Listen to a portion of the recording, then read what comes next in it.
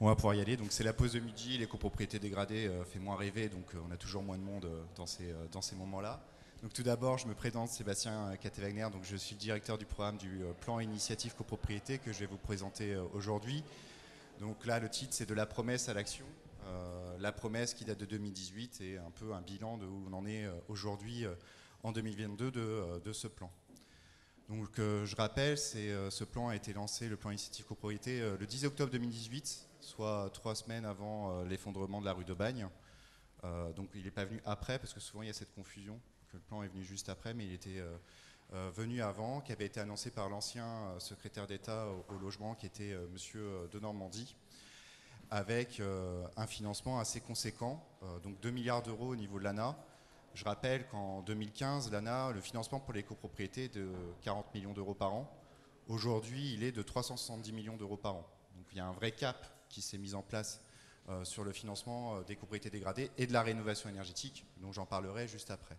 Avec 17 sites nationaux que vous verrez sur la carte, je ne vais pas tous les citer, mais vous voyez bien que c'est l'Île-de-France, en tout cas les grandes métropoles qui sont concernées en fait par des quartiers entiers de copropriétés en difficulté, donc 17 suivis nationales avec 240 copropriétés dégradées. C'est à peu près la bagatelle de 24 000 logements tout de même.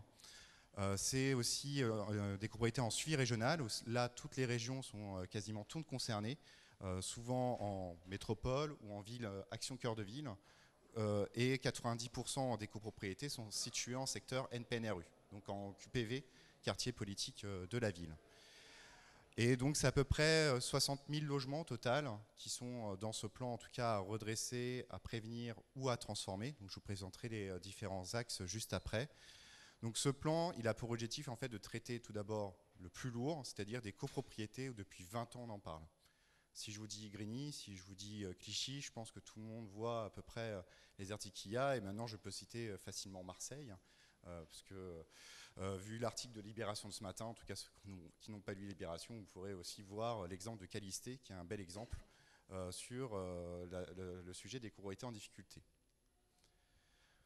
Donc tout d'abord, tout simplement, qu'est-ce qu'une copropriété dégradée, qu'est-ce qu'une copropriété en difficulté? Et en fait, c'est un cumul de difficultés. En fait, c'est pas que la vision technique, c'est pas que la vision sociale, c'est un tout pour qualifier une copropriété en difficulté. Et en fait, c'est un cercle vicieux qui se met en place de petit à petit. Donc je vais faire un petit résumé parce que mes formations sont de 3 jours là-dessus. Donc je vais essayer d'être le plus simple possible et le plus pédagogique possible. Donc ça peut être tout d'abord une complicité structurelle.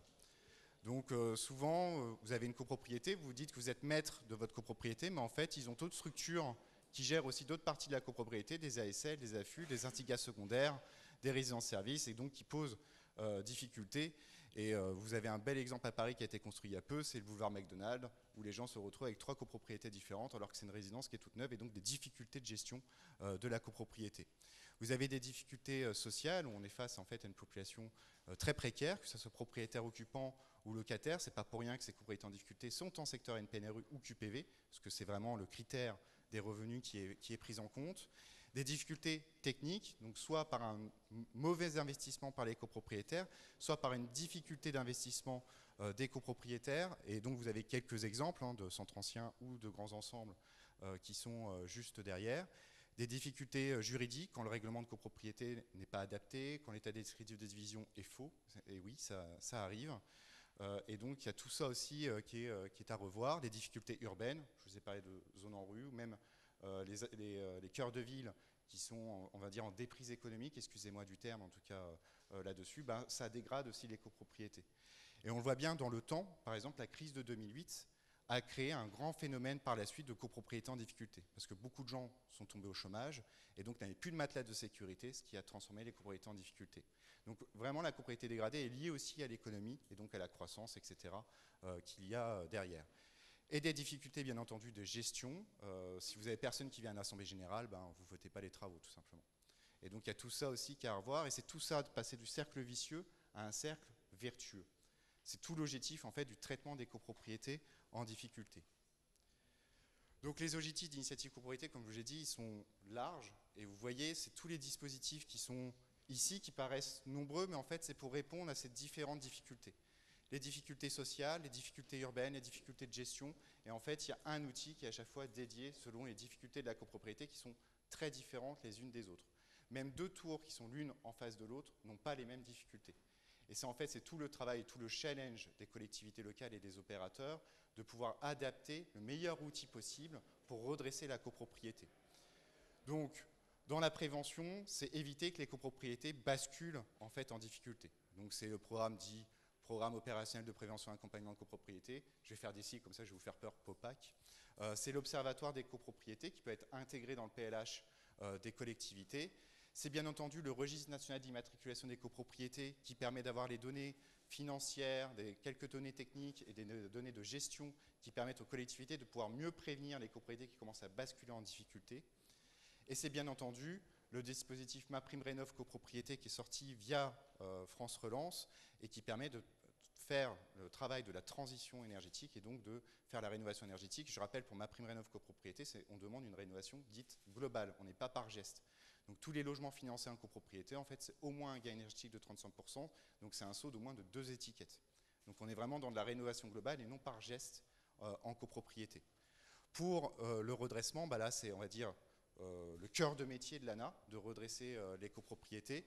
Donc c'est certes le financement dit des travaux d'urgence, donc arrêté de péril, arrêté d'insalubrité, arrêté sur les équipements, ascenseurs, chaufferie collective, où le financement de l'ANA peut aller jusqu'à 100%. Parce que quand on est face en fait, à des problématiques de sécurité des occupants, il faut aller vite.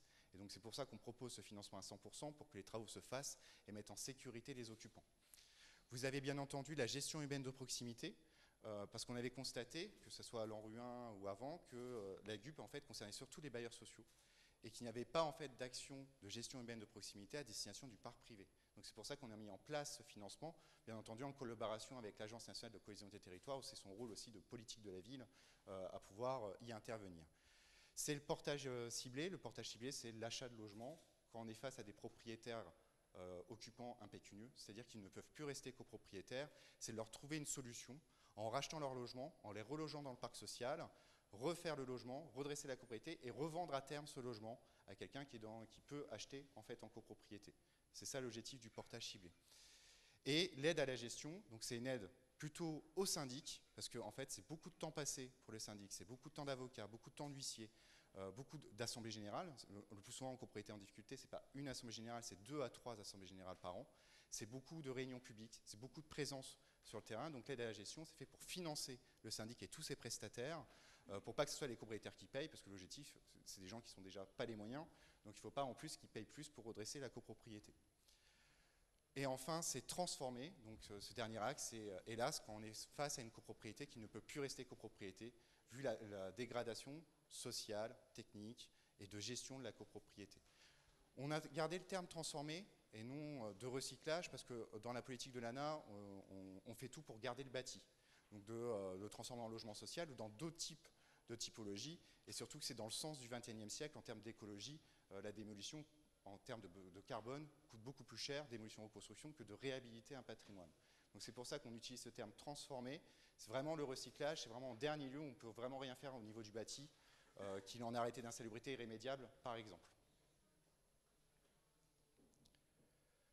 Donc pour les copropriétés en difficulté, comme je vous disais, c'est transformer, redresser. Donc j'ai fait des schémas à peu près clairs.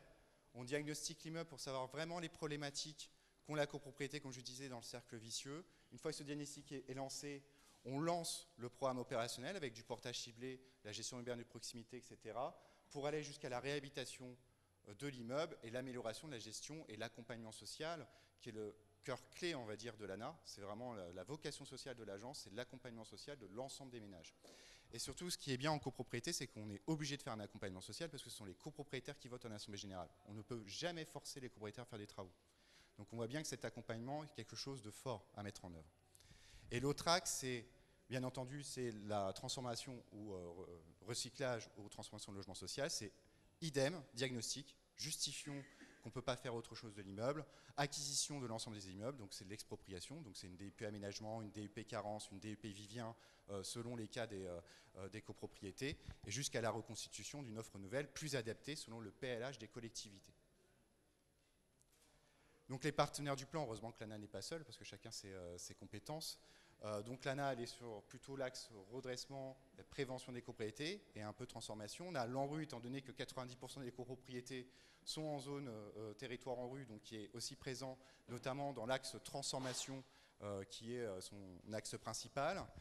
On a CDC Habitat et Banque des Territoires qui financent l'ingénierie auprès des collectivités accompagnées de l'ANA, qui financent aussi des prêts à destination des porteurs, que ce soit en portage ciblé, en expropriation, des prêts dédiés en fait aux copropriétés en difficulté. CDC Habitat a décidé de créer une filiale, Action Portage, qui est nationale et qui permet en fait d'aller acheter les logements en copropriété, d'être en fait, on va dire, le bras droit des collectivités. Vous avez bien entendu aussi Action Logement qui est très concerné, qui travaille sur 2 biais. Le premier, c'est d'acheter en fait les copropriétés en transformation et les transformer en logement social. C'est un de ses premiers rôles qui fait ça très bien. Et l'autre, c'est bien entendu le subventionnement des propriétaires salariés ou propriétaires bailleurs salariés pour accompagner, donner plus d'aide, en tout cas pour le vote des travaux. Autre acteur important, c'est Procivis, parce que les financements de l'ANA, même si on finance à 100%, normalement, le financement des travaux arrive après nos subventions. C'est comme ça nos règles. Et Procivis est là pour préfinancer les subventions publiques. Donc, ce qui permet en fait aux propriétaires de ne pas avancer les subventions de l'ANA et des collectivités territoriales. Acteur très important. Et enfin, l'USH, ce que vous voyez, je vous ai beaucoup parlé de relogement, de transformation en logement social. Donc l'USH est aussi un acteur clé et qui nous permet en fait de trouver des acteurs locaux quand on a une copropriété qui doit passer en transformation en termes de transformation en logement social. Donc quelques chiffres, je pense que vous aurez le PowerPoint, là où on en est depuis 2018. Donc c'est 49 922 logements en copropriété en difficulté qui ont été financés par l'agence. C'est 1156 copropriétés qui ont été concernées, dont 7174 logements. Mais ce qui est important, en dehors des chiffres, suivi national ou suivi régional, ce qu'il y a, c'est les tendances. Et vous voyez qu'en 2018, on était assez bas lors du lancement du plan. Et année après année, en fait, on multiplie en fait, nos chiffres en termes de nombre de logements financés et en termes de subventions engagées. Donc le plan, en fait, commence à prendre, on va dire, sa vitesse de croisière, et même il accélère à chaque fois tous les ans. Et cela malgré, parce que je pense que vous vous rappelez tous, la crise Covid de 2020, alors que 2020 a été au-dessus de 2019, malgré les élections municipales, parce que les élections municipales ont un biais assez fort au niveau des interventions de l'agence. Ce que dit élection municipale, c'est toujours les collectivités qui décident la mise en place d'opérations. Et quand vous avez une année d'élection, on est en chute au niveau de nombre d'opérations, alors que là, ça s'est toujours maintenu. Alors quelques exemples quand même pour voir un peu du avant-après, en tout cas d'exemples. Tout d'abord, dans un axe redressement, donc le plan de sauvegarde de la copropriété La Prairie, c'est Saint-Jean-de-la-Ruelle, donc dans le Loiret. Donc avec un financement de l'ANA pour les travaux à 65%, du portage ciblé par 3 bailleurs sociaux, donc comme je disais, pour, on va dire, faire partir des gens qui ne peuvent plus rester copropriétaires, et donc c'est parti au parc social, et donc vous avez une photo qui date d'il n'y a même pas 4 mois, de réhabilitation en fin de terminée. C'est une copropriété qui va être en étiquette B, donc les gens sont assez fiers, et c'est un coût de travaux assez important. Autre exemple, c'est Saint-Étienne-du-Rouvray, là vous êtes dans un axe transformation, on ne pouvait plus garder la copropriété. Et en fait, c'est 166 logements. C'est un financement du déficit de l'opération de 80% de la part de l'agence. Et donc, c'est CDC Habitat qui est pilote de cette opération de recyclage, reconstitution de l'offre. Et un autre exemple, c'est sur Grigny, donc cette belle copropriété de Grigny 2 de ces 5000 logements, où l'ANA a financé l'année dernière les travaux d'urgence pour la maudite somme de 42 millions d'euros pour refaire l'ensemble. Donc voilà, j'en termine avec ces exemples. Vous voyez, j'ai essayé d'être le plus concis possible et le plus rapide possible, mais peut-être que vous avez des questions dans la salle pour y répondre. Avec quelques guides que vous trouverez au niveau du site de l'ANA. Donc le recueil PIC qui remet tous les dispositifs dont je vous ai parlé rapidement qui sont utilisés pour les copropriétés. Un guide à destination des syndics bénévoles, parce qu'on pense aussi aux centres anciens et les syndics bénévoles ont du mal à gérer, à comprendre, on va dire, les enjeux de gestion en copropriété. Donc vous avez un guide du syndic bénévole et bientôt aussi en ligne un guide sur la hiérarchie, la théorie de la restauration de l'habitat insalubre qui est aussi important pour les collectivités en centre ancien. Merci à vous. Merci. Il y a le temps d'une question ou deux si vous avez une question. Moi j'en ai une. 49 000 logements engagés sur 60 000 identifiés, j'ai bien compris? Alors, je reviens sur le tableau. Comme on a un peu de temps, Donc c'est 49 922 logements. En suivi national, sur les 23 000, c'est 19 160 logements qui ont été financés. Sur le suivi régional, c'est 13 647 sur les 40 000. Voilà. Parce que bien entendu, le PIC est là pour être adapté au territoire. C'est-à-dire on ne subventionne pas que ceux qui sont en suivi national et régional. Si on a une collectivité qui a un besoin, on ne va pas attendre qu'elle soit en suivi régional ou national. Il faut intervenir le plus tôt possible. Et donc on accepte des opérations aussi copropriété hors suivi national et régional. Et heureusement, parce que sinon PVD, on n'avancerait pas aujourd'hui. Okay. Petite ville de demain pour ceux qui... La dame arrive.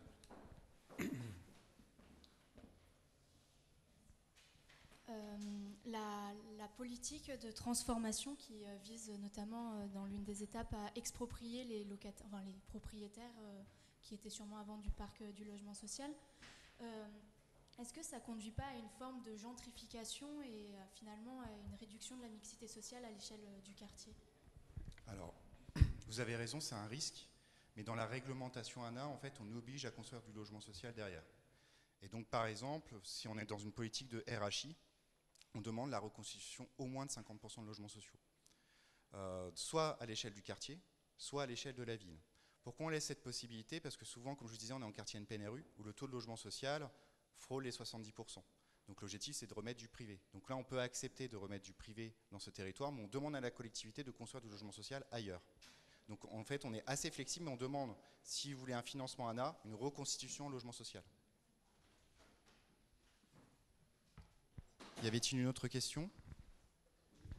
L'expérience, il y a quelques années, c'est très compliqué. Oui, c'était très compliqué il y a encore quelques années de mettre en place l'ingénierie pour les études amont, enfin tout ce qui est antérieur à la prise de décision et notamment de financer toute la multiplicité de réunions, de concertation, de sensibilisation des copropriétaires qu'il fallait faire pour pouvoir enclencher une dynamique. Est-ce qu'aujourd'hui, il y a des dispositions qui sont prises pour justement faciliter cette mise en place de l'ingénierie nécessaire? Alors c'est ce qui a été fait en 2018 par la délibération sur le PIC, où en fait il est inclus dans le suivi animation de financement des opérations, quand vous êtes en opérationnel, de tout ce qui est concertation des copropriétaires. Même les études préopérationnelles ont été améliorées, notamment en termes de plafond, pour pouvoir ajouter ce que vous avez dit.